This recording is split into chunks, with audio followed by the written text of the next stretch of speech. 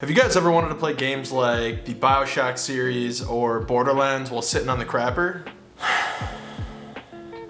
Yeah, me too. Let's talk about that. Okay. So with all the unfortunate stuff going on lately, from the cancellation of E3 to movies being pushed back, things of that nature, being stuck in the house, well, Nintendo decided to shed some light on the situation and actually snuck a Nintendo Direct Mini out on March 26th.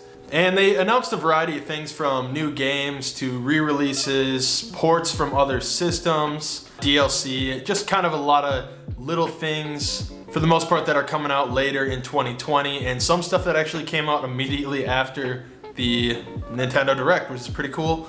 So we're gonna start with the bigger items here that they announced. One of them being the Xenoblade Chronicles Definitive Edition that is actually finally getting a release date of May 29th, in which they actually also showed some of the new updates they added to it, along with the graphics that are gonna be on the Switch for the game. I'll definitely drop some gameplay footage in this video for you guys. They also announced a new fun little Nintendo released puzzle game called Good Job, in which it has players crash their way through an office complex in a visual style that kind of resembles animated safety signs. And that actually dropped the same day as this press conference, so that's actually already out. You can go check that out right now. And then on some more exciting news, 2K must have struck a nice deal with Nintendo, because coming on May 29th, we have some pretty large 2K titles being ported over to the Switch, which will actually include the XCOM 2 collection and all of the DLC that ever came out for the game. Alongside that, we're also getting the Borderlands Legendary Collection, which is going to include Borderlands 1, 2, and Borderlands the pre-sequel. Yeah, I don't like to talk about that game. It wasn't a good game. But the important thing here is you are getting Borderlands 1 and 2, and that's really just the important part of it right there. But with the release of the Borderlands series coming to the Switch, I'm guessing that Borderlands 3 at some point will also be coming to the Switch as well. So it's really cool to see these large games making their way over to the Nintendo Switch, and then it kind of just comes down to a matter of, is it going to perform well on the system? You know, honestly, they already have The Witcher and, you know, some other pretty large titles on the Switch, so something like Borderlands, I think it will be a breeze for it. And then very, very exciting news, we're getting the Borderlands collection also ported over to the Switch on the 29th. The Borderlands collection is excellent. It is one of my favorite game series of all time. So this will give people the chance to play it that may not have been able to play it back in the day. But either way, exciting news. Moving on. They also did shed some light on the next DLC for Super Smash Bros. Coming out, and it looks like we're getting a character from the game ARMS, which is a Nintendo exclusive already, so kind of makes sense. But I am not going to continue talking about this because I have no idea what ARMS is. I've never played it, so it doesn't excite me. But it's Super Smash Bros., so I guarantee there are a lot of people out there that are very excited for that. They did also talk about a Burnout Paradise remastered coming out. Now, that did just launch not too long ago on PC, PS4, Xbox. So yeah, at some point in 2020 that's making its way to the Switch.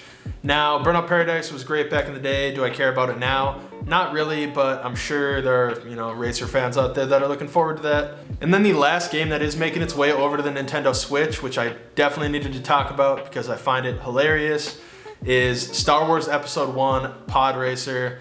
That game is like 20 years old at this point. I personally don't think it's gonna hold up over on the Switch, but it's honestly one of the few things that came out of the Star Wars prequels that actually like was good. So, I mean, I'm sure a lot of you guys are excited for that. I'll probably pick it up. I'd imagine it's going to be pretty cheap. But overall, I had a fun time with that game 15 years ago. I mean, I might as well play it now too for the nostalgia. But overall, I just thought that was kind of an interesting choice, you know, to bring over to the Switch. But I get it. It's Star Wars. Star Wars sells, and that's probably where they're doing it. But yeah, I didn't want to make this video too long. I just kind of wanted to talk about the surprise Nintendo Direct that they came out with, which I thought was pretty cool. Kind of, you know, gave us something to look forward to in this kind of dark time. And most importantly, it gave us something else to talk about other than, well, you know what. And I've said it before and I will say it again. I think it's really cool that Nintendo is collabing with all these other game companies to bring these AAA titles over to the Switch. And honestly, for the most part, like, I know some of you guys have complained because it is kind of older games that you've probably already played 2 or 3 times, but The important thing here to think about is just because you've played it doesn't mean everyone else has played it. Also, just the fact that you can take these AAA titles like Bioshock and just go play it anywhere, really. Fantastic, it's amazing. It's further than I thought we'd be at this point when it comes to portable gaming systems. They're really the only one that are doing it properly, and kudos to Nintendo on that. And hey, keep surprising us with little mini Nintendo Directs. That's a thumbs up right there for you guys. Anyways, that is gonna do it for me. I do wanna know what you guys are excited for that they announced at the Nintendo Direct, or even just like what you would like to see on the Switch in the future. Definitely drop a comment down below. Once again, my name is Brendan, and anything from tech, games, movies, and anything nerdy in between, make sure to subscribe to Digital Cynics.